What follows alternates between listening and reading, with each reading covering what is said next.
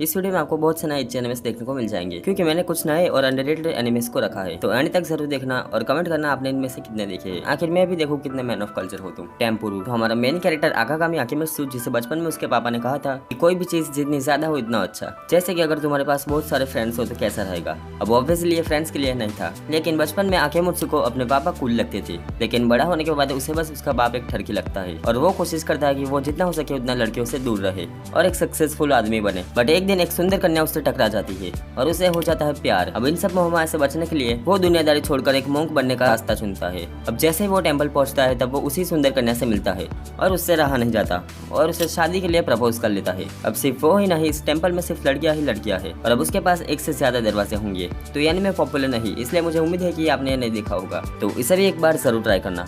Why the hell are you here teacher. इस anime में ऐसे इंसिडेंट होते रहते हैं जिससे हमारा मेन कैरेक्टर उसके टीचर के साथ फंस जाता है। अब फंस जाता है मतलब तुम्हें पता है क्या। सो हमारा मेन कैरेक्टर टॉयलेट जाता है जहाँ उसकी टीचर होती है, जो लेडीज टॉयलेट में क्लीनिंग काम की वजह से मेंस टॉयलेट यूज कर रही थी। हाँ, बड़ी अजीब टीचर है। अब डोर हमारे मेन कैरेक्टर के अंदर आने के बाद लॉक होता है, जिससे वो टीचर के साथ फंस जाता है और तभी वहाँ कोई आता है जिससे हमारे मेन कैरेक्टर को ये करने का मौका मिल जाता है।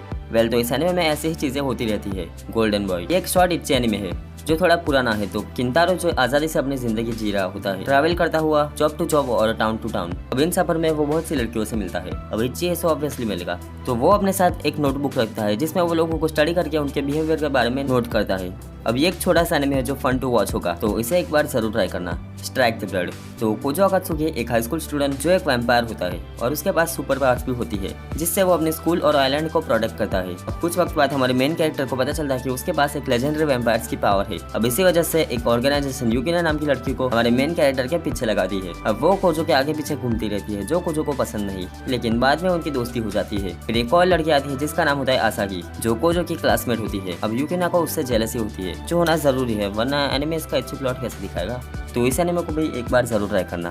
ट्रिनिटी 7 तो इसमें हमारा मेन कैरेक्टर अपनी कजिन के साथ रहता है, जो उसकी चाइल्डहुड फ्रेंड भी होती है। फिर एक दिन हमारे मेन कैरेक्टर को पता चलता है कि ये दुनिया तो खत्म हो चुकी है और वो किसी मैजिकल किताब की वजह से एक आर्टिफिशियल दुनिया में रह रहा था। अब जब मैजिक काउंसिल को ये बात पता चलती है, जिसमें टोटल 7 स्ट्रॉन्ग लड़कियां हैं जैसे कि एनिमे का नाम है, अब उनमें से एक लड़की को भेजा जाता है और वो लड़की हमारे मेन कैरेक्टर को 2 ऑप्शन देती है कि या तो बुक दे दे या तो मर जाए। अब हमारे मेन कैरेक्टर तीसरा ऑप्शन चुनता है।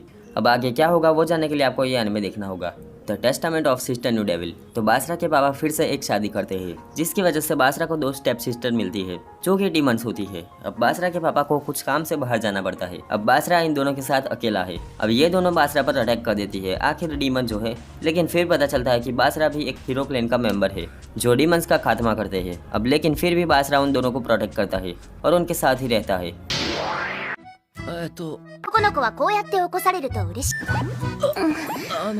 んか硬い感触がある。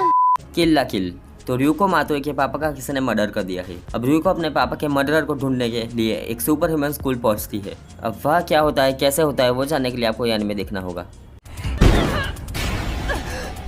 Don't leave! Put me on! Put me on! No, you perv! Wear me!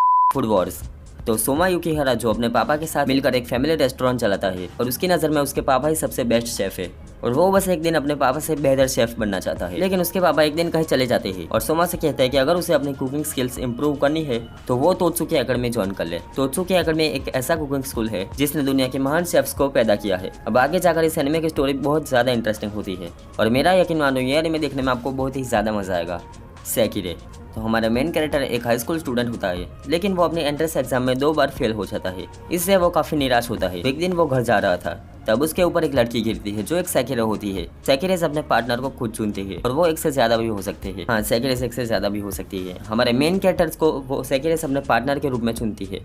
High school DxD fail मैंने सोचा था हाई स्कूल DxD जैसे पॉपुलर एनिमे जिसे सबने देखा है उसे लिस्ट में ना रखूं, लेकिन फिर मुझे याद आया कि मेरे चैनल पर इच्ची एनिमे पर ये पहला वीडियो है। मतलब हाई स्कूल DxD जैसे एनिमे का मेरे चैनल पर पहले जिक्र भी नहीं किया गया, तो मैंने सोचा इसको तो रखना बनता है। तो सभी को पता है कि high school DxD one of the best इच्ची एनिमे है और इसका प्लॉट कुछ ऐसा है कि इससे हमारा मेन कैरेक्टर एक हाई स्कूल स्टूडेंट होता है और साथ ही एक बहुत बड़ा ठरकी भी, लेकिन उसके पास रेड ड्रैगन एम्परर का सेक्रेट गियर होता है जो उसे खुद भी नहीं पता होता। अब एक दिन एक लड़की उससे डेट के लिए पूछती है और उसकी गर्लफ्रेंड बन जाती है। अब असल में वो हमारे मेन कैरेक्टर के सेक्रेट गियर को डिस्ट्रॉय करने आई होती है। तो इच्ची हारेम और एक अच्छी स्टोरी का पूरा मजा मिलेगा, तो इस एनिमे को बिल्कुल भी मिस मत करना। तो मिलते हैं अगली वीडियो में, तब तक के लिए सायोनारा।